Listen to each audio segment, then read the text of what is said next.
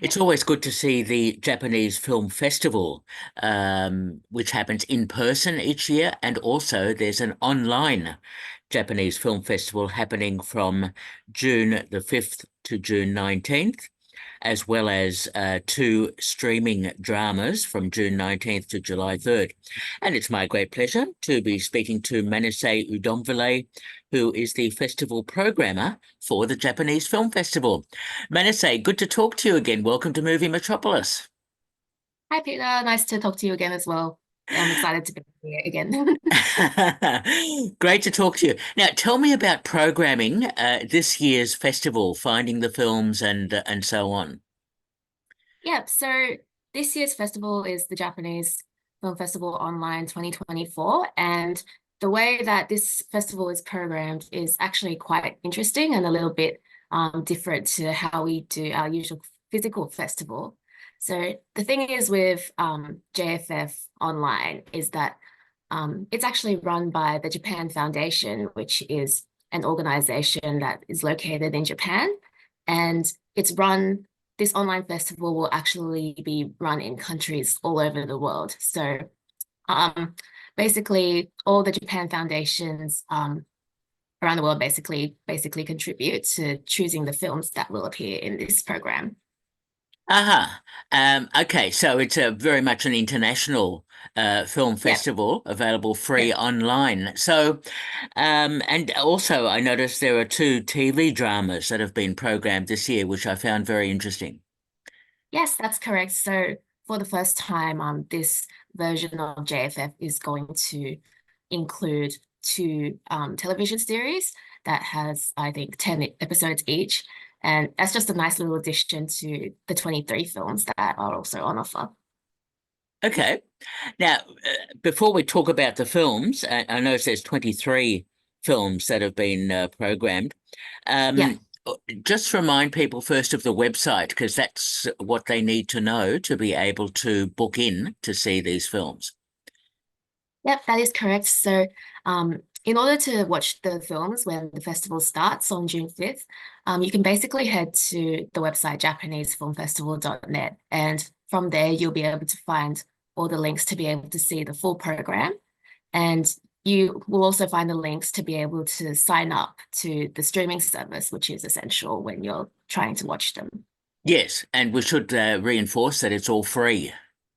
Yes, so the festival is 100% free, and I would definitely encourage everyone to watch as many films as they can. Just take Absolutely. advantage of it, basically. Absolutely, I agree with you that take advantage of seeing new Japanese films. So let's talk about some of them and some titles that struck me. Father of the Milky Way Road. Yeah, so interestingly, this is actually a film that we had in our physical festival before, but this film is basically a biopic, and it's a very powerful story that tells the life of the famous Japanese poet and novelist Kenji Miyazawa, who is basically well known in Japan to the point that he's often called like the Roald Dahl of Japan. So this story is told from the perspective of his father, who always stays supportive of Kenji, even though throughout his life, he goes on like a winding path and takes up all these pursuits and hobbies that his father doesn't necessarily agree with. But it definitely shows his journey towards becoming an author, and it's a very moving story. Okay, okay. Yes, I obviously missed it at the in-person festival, so I'm looking forward to catching up with it. Now, anime supremacy sounds very interesting. Yep. So Anime Supremacy is definitely a great film. Um, so even though it's called Supremacy, it's a live action film, and it actually delves into the behind the scenes, basically, of the anime industry in Japan. So the main character is a woman called Hitomi, who is a rookie director, and she has spent her she has spent years basically working her way up the industry, and now she finally gets the chance to, be the boss of her own anime series, which is very exciting. However, the movie covers her journey as she discovers that it's a lot more work than she initially thought it was, and it turns out that her anime series is competing in the same time slot as another star anime director, who is basically her hero. So, yeah, there's a lot of tension in this film as the two go head to head and their animes compete, but it's a very entertaining and exciting movie. And also it includes plenty of like actual anime scenes that were made by a famous anime studio in Japan. So it's very visually appealing as well. Sounds very interesting. Okay, good one. Now, I love this title, Baby Assassins. Ah, yeah, Baby Assassins is a film that's definitely gotten a bit of a cult following ever since it came out a few years ago. But yeah, it's definitely a title I really recommend. It's an action comedy about two teenage assassins who are suddenly told by their boss that they need to stop assassinating and start leading a normal life and join regular society. So yeah, the whole story is really humorous as they try to do normal things, but they can't really because they've never had a normal life. And it also shows the two um, teenagers' relationship as they're forced to move in together, and there's some tension that arises there. So yeah, this is definitely a very funny film with a lot of really entertaining action scenes. So if you're into that kind of thing, I would definitely recommend it. Okay. Again, the festival demonstrates the diversity of genres and styles of filmmaking that Japanese filmmakers are taking on. Yes, definitely. This film, I think, is definitely an interesting genre as well because it combines so many different elements. Like it's kind of a coming of age story along with action and comedy, and there are like scenes that include the Yakuza, but the Yakuza is really a comedic element in the film. So yeah, this film is like a perfect example of that, in my opinion. O- Definitely recommend people to watch this one. Okay, very good. Now, before we talk about some other films, I just want to ask you about the Japanese film industry, which I gather is Mhm. recovering quite well from COVID and lots of films are being made. Yes, so definitely during mainly 2020, 2021, when COVID had its biggest impact, um, things definitely slowed down in the Japanese industry, I think, and a lot of, productions had to stop filming or really change the way that they basically made films. But I definitely think it's bouncing back a lot in previous years. Like, in my opinion, last year was a really good year for Japanese film with so many good titles coming out, such as like The Boy and the Heron, which was a huge hit and one of like a really highly anticipated film from Hayao Miyazaki. And yeah, I just definitely had like a lot of films that I loved from Japan last year. Like Yes. titles like Perfect Days and Monster. It was a really good year for Japanese film. Yes, yes. I've recently seen Monster, and that is such a good film as well. Yeah, it's an amazing film.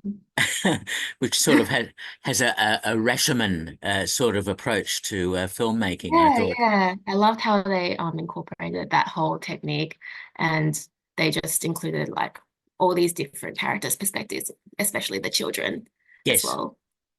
absolutely. No, really like that. Okay, back to the Japanese Film Festival Yeah. online, which is free. I Am What I Am. Yeah, so I Am What I Am is yeah, it's a very realistic drama in my opinion, and it's kind of refreshing in its storyline. So it's about a young woman who is 30 years old. She's not in a relationship and she has no interest in being in one, but the whole story follows her journey as, she tries to deal with her family's expectations, who they keep trying to set her up with people and can't really understand why she wants to live her life the way she does. So yeah, this is further amplified when she meets an old friend of hers, and uh, she really starts to question why she has to fit into society and why she has to fit into a certain mold. So yeah, this is kind of like an anti-romantic kind of film, and I think it's definitely one that people will resonate with on a deep level. Okay, okay, very good, very good. It's nice to see a lot of Japanese films exploring cultural and social issues in particular ways through these narratives and so on. Yeah, yeah, definitely. I mean, the Japanese film industry is a lot more diverse than people might initially think. And I think, especially with films like I Am What I Am, they're starting to explore topics that you might not usually think about as being associated with Japan. So yeah, Okay. this film is definitely an example of that. Good. Okay. Good to hear. Now, BL Metamorphosis. Yeah, so BL Metamorphosis is based on a manga series, and um, yeah, in case you're not aware, BL, it's like it means boys love. So it's basically that whole genre of manga in Japan. And this film is basically about a high school girl and an elderly widow who start an unlikely friendship when they realize they both love BL and they bond through manga. So yeah, it's a very heartwarming kind of film as they, both have always like wanted someone to talk about these kinds of things with, and it's about how their relation develops over time. Good. Okay. Now, a film called The Lone Umi Tree, is it? Yes, so The Lone Umetri is basically it's a family drama, and it's about an autistic son who is in his 50s and his aging mother. So the whole story basically talks about the difficulties they face with his disability and what kind of problems he might face, and the discrimination they face in their communities as well. So yeah, um, the whole story is about how they seem to live a very peaceful life, but trouble starts when they have new neighbors who complain about the tree, which is the title of the film. And yeah, basically they start to see the sun as a nuisance. And yeah, it definitely deals with a lot of realistic issues, such as how families deal with disabilities in the family, especially the issue of the mother in the film aging and worrying about how she's going to take care of her son into old age. That's dealt with in the film, and it's definitely an issue, I think, that would relate to a lot of people. Okay. Again, sounds very good. Now, a film called The Lines That Define Me. Yeah, so The Lines That Define Me, that's another film that actually screened at our physical film festival last year, and it was a major hit. So it's also one that I really recommend. Um, so the film is about a university student called Sosuke who has dealt with a major loss in his life. And when you meet him at the beginning of the film, you definitely find him still in that stage of grief. But the film this deals with his journey as and shows how he learns to heal when he discovers sumie, which is the art of Japanese ink painting. He basically meets a sumie master who teaches him how to perform the art. And as he embraces this art form, he basically uses it to express himself and overcome his loss, basically. So this is definitely a very beautiful film, not just in terms of the art itself, but also in terms of how emotional it is and how relatable it is, in my opinion. So this is one where you have to be prepared, like that you'll probably cry. Okay, yeah, very good. Now, I have fond memories going back a number of years, that dates me, to seeing an animation called Kimba the White Lion, and I'm so Oh yeah. glad you're screening that again. Yes. So this is definitely one I'm excited about as well. So the film has two titles. It's in Japan, it's called Jungle Emperor Leo, but as you said, to most people, they will remember it as Kimba the White Lion.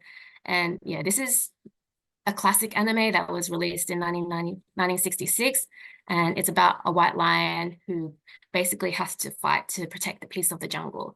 And yeah, this film is definitely one of those, probably one of the first Japanese animes ever, and one that definitely kickstarted, the industry back then in the 60s.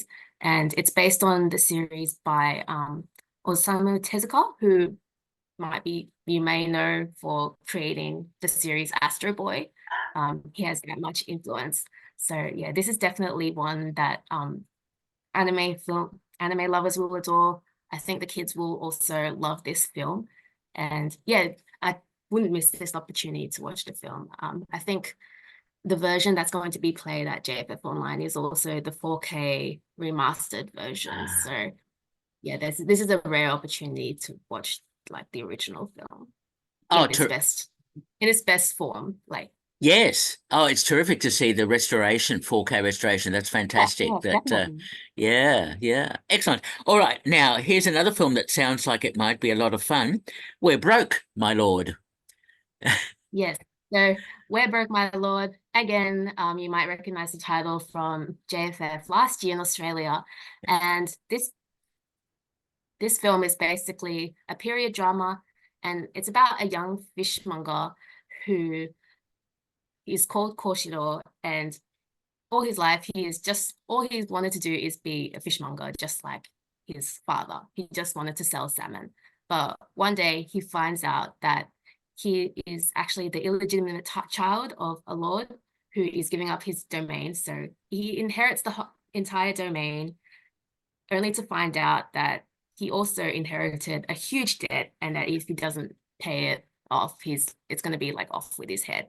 So this is definitely one of those Japanese comedies that is super over the top, super laugh out loud, and yeah, definitely one that shouldn't be taken seriously, but one that people should definitely watch because it's just so funny. Oh, good. It's good to see comedies as part of the festival. That's great. Now, I noticed a film that looks like it has an influence from Spielberg's film, a film called Single Eight. Yes, definitely. So Single Eight is set in the 1970s, and it's basically a coming on age story about a group of high schoolers who are obsessed with film, and they're obsessed with like movies like Star Wars and also the director Steven Spielberg. Well, yeah, they're obsessed with Star Wars, and they decide to pick up a camera and create their own film. So yeah, that film is about how they endeavor to make that story. So yeah, the director Kazuya Konaka actually was inspired by his own youth when he created this film, and he in particular was influenced by Steven Spielberg. So yeah, this is definitely a very nostalgic feeling film, and one that I think film lovers in particular will appreciate. Good. Okay. Again, demonstrating the diversity of films in the festival. Now, one that stands out also is a film called Cuba, The Fangs of Fiction. Yep. So Cuba, the Fangs of Fiction, is a very high-paced drama, and it's actually set against the backdrop of the Japanese publishing industry. So in this film, you follow the story of Takamo, who is a young editor at a major publishing company, and she recommends an author that she has discovered for the Newcomer Award at this like prestigious literary magazine, only to be rejected. But then there's a lot of drama when the editor-in-chief of another magazine, who is really like scheming and charismatic, he decided to pluck the same writer for his own magazine, which causes a lot of internal conflict within the company. So yeah, this whole film is basically about how those two plot against each other and how they compete to um, make their own magazines get to the top. So it's very fast paced, very entertaining, and yeah, I think it's one a lot of people would enjoy, and it's also very unexpected because you wouldn't really expect so much drama from something as like, I don't know, unexpected as the publishing industry. Uh-huh. Okay. Sounds good. Now, I noticed a documentary in the festival, I Go Gaga. Yep. So the one documentary that we have in JFF Online is called I Go Gaga, Welcome Home Mom. And this documentary is basically a record of the director's own mother after she is diagnosed with Alzheimer's disease in her mid-80s. So the film basically shows how the director's mother's disease progresses, and also shows how her father continues to take care of his wife, even though he is well into his 90s. He never gives up on her and constantly shows her love and affection. So yeah, as you can imagine from just the subject material, this is a very heartwarming and personal film, but it also deals with a lot of realities that many families face.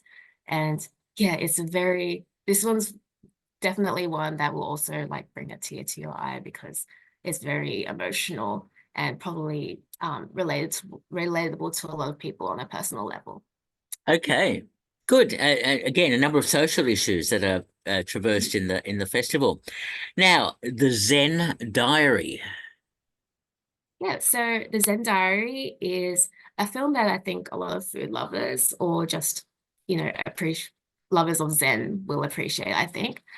It's based on an essay by a novelist called Tsutomu Mizukami, and it's about a writer who lives alone in a mountain cottage and spends his day making Zen monastery food, which he learns from a Zen monk, basically.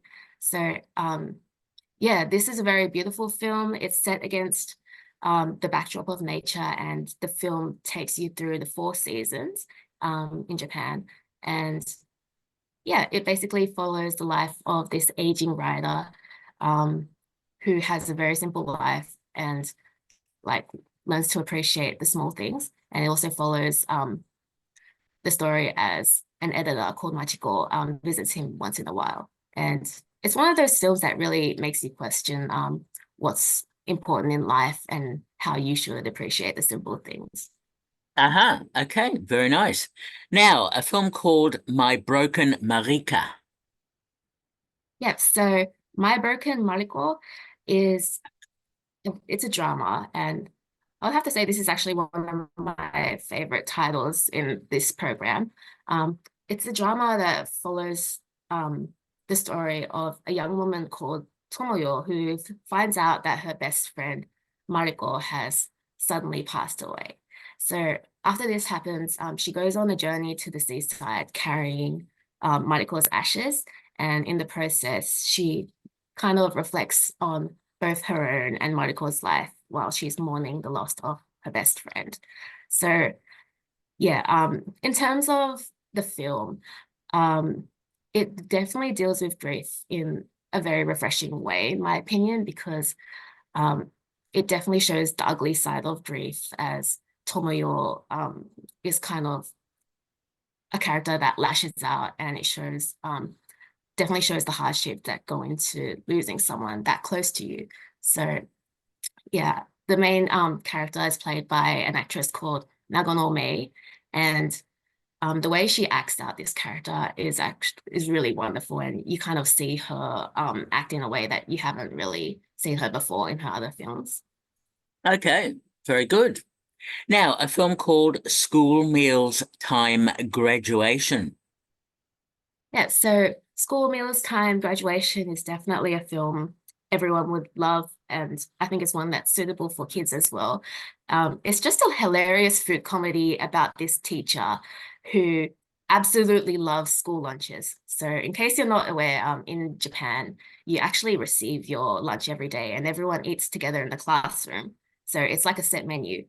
So, this teacher is absolutely obsessed with school lunches, and there's a lot of over the top comedy in this film as like he kind of like dances around because he's so happy to be receiving his lunch every day, and he loves it to the point where he's even competing with his students on how they can like transform their lunch into something completely different every day. So yeah, it's a very slapstick, very over the top comedy that also includes a lot of like beautiful food shots. So if you love comedy and you love food, I definitely think you'll like this film. I'm sure that will attract a large audience. Yeah. Sounds good. And a film called We Made a Beautiful Bouquet. Yeah, so We Made a Beautiful Bouquet is a romance drama that was a hit both in Japan when it first came out and when it came out at JFF, I think last year.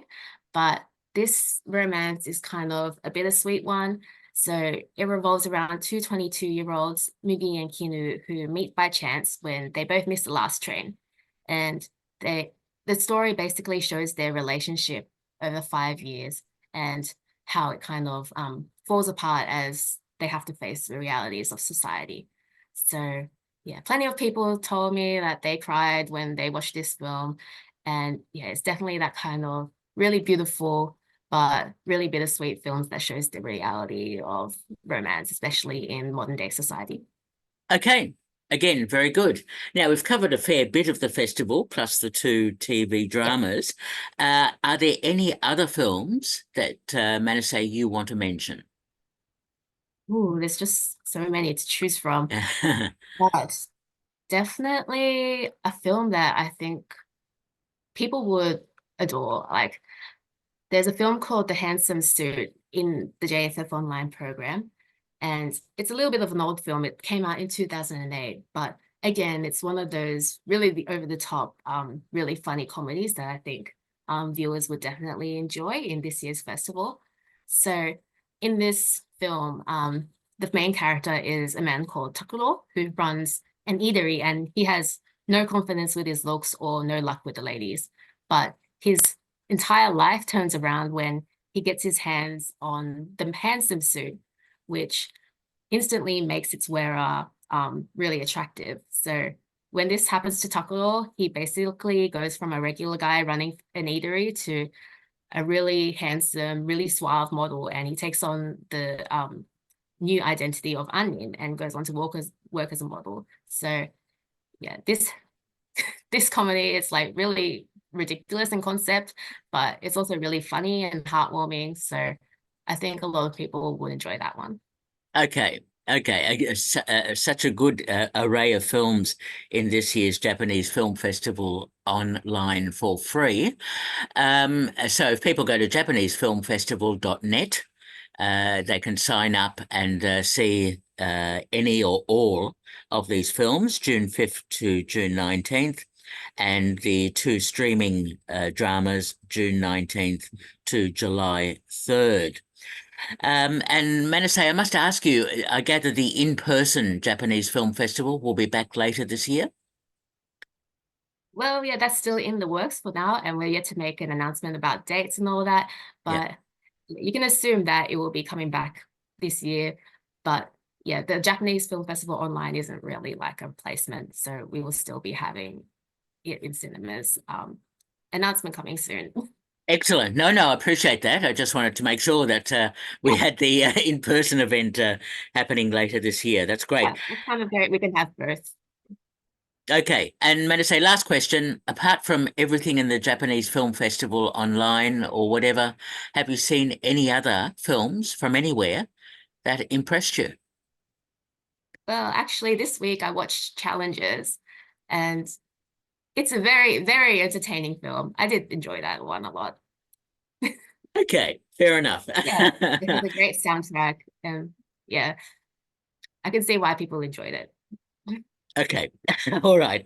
We've been speaking to Manisay Oudomvilay, who's the festival programmer for the Japanese Film Festival online, June 5th to the June 19th, and the TV dramas June 19th to July 3rd. Manisay, as always, a pleasure talking to you. Thank you so much. Thanks so much for having me as well. All the best. Bye-bye. Bye.